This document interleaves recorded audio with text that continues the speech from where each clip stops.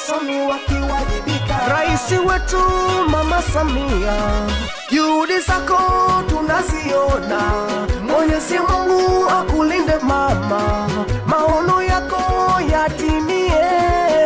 Ukatili wa kijinsia Tanzania utokome. Migogoro yote ya ardhi Tanzania itokome. Mgawanyo wa mirathi ugawanywe kwa usawa. Haki za binadamu makundi maalumu haki wapate.